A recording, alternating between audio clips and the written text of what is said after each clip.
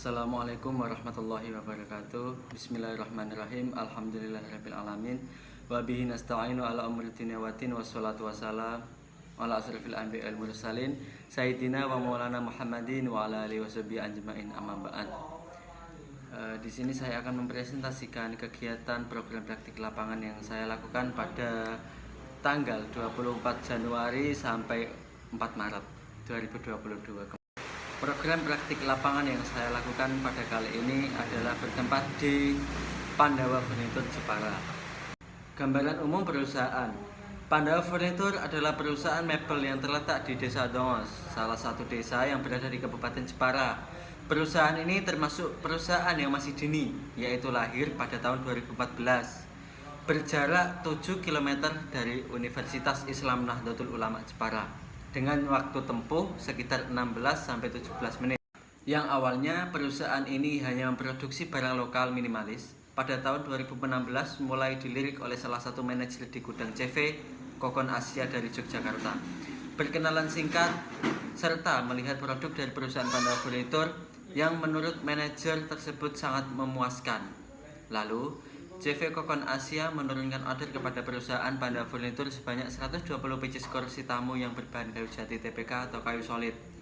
Dari pesanan awal tersebut, Pandawa Furnitur telah terdaftar menjadi supplier tetap di CV Kokon Asia Yogyakarta.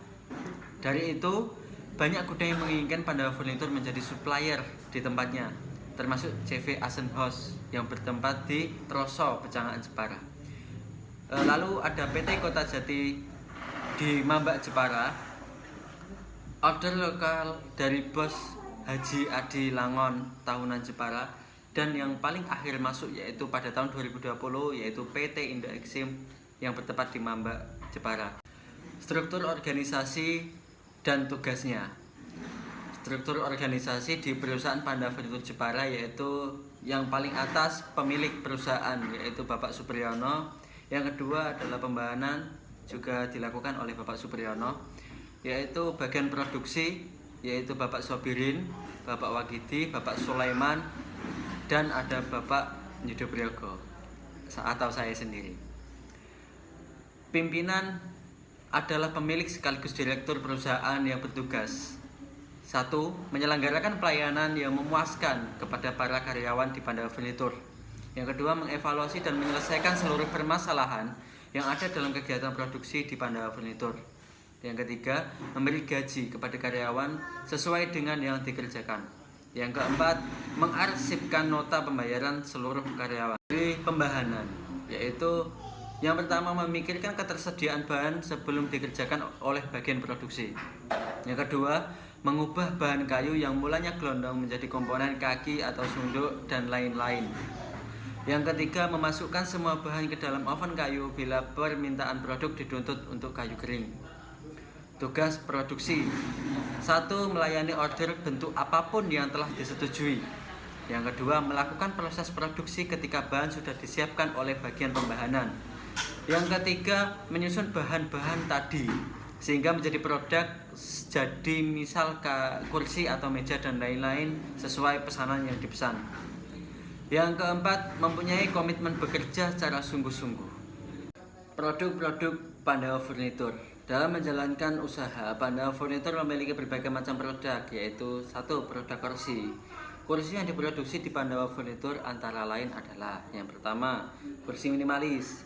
Kursi minimalis ada 2 macam yang diproduksi, yaitu minimalis tamu dan minimalis makan. Kursi ini diproduksi dengan kualitas kayu rendah, biasanya menggunakan kayu jati kampung ukuran DL, OP.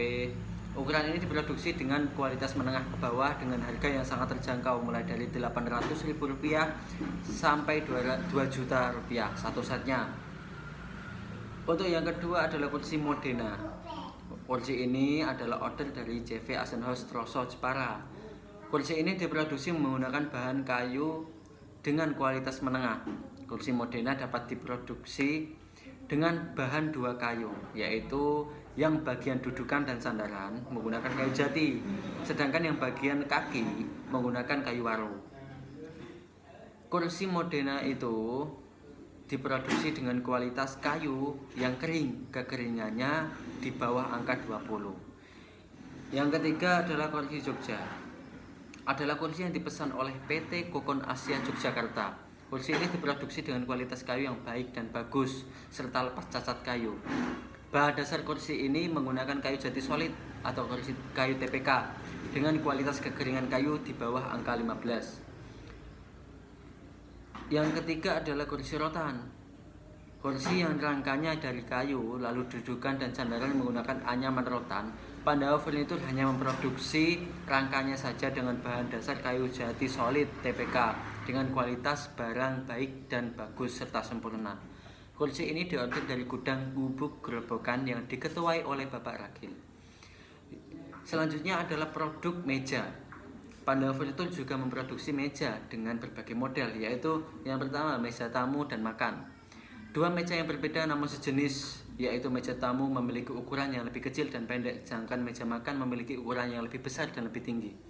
Meja ini berbahan dasar kayu jati dengan kualitas tanpa cacat kayu dan tingkat kekeringan kayu di bawah angka 20. Meja ini diorder oleh PT Indo Exim Jepara yang sampai sekarang masih berjalan memproduksi meja tersebut dengan jumlah yang ditentukan tergantung SPK atau surat perintah kerja yang dikirimkan. Yang selanjutnya adalah meja puk kecil ukiran. Meja ini memiliki ukuran yang kecil dan pendek dengan bentuk lingkaran berdiameter 38 cm berbahan dasar kayu mahoni lokal. Meja ini memiliki ukiran keempat kakinya, sedangkan di bagian sunduk tidak ada ukiran atau polos. Meja ini dipesan oleh Bos Haji Ading Langon Jepara yang akan dikirim ke Jakarta. Yang selanjutnya adalah meja raja.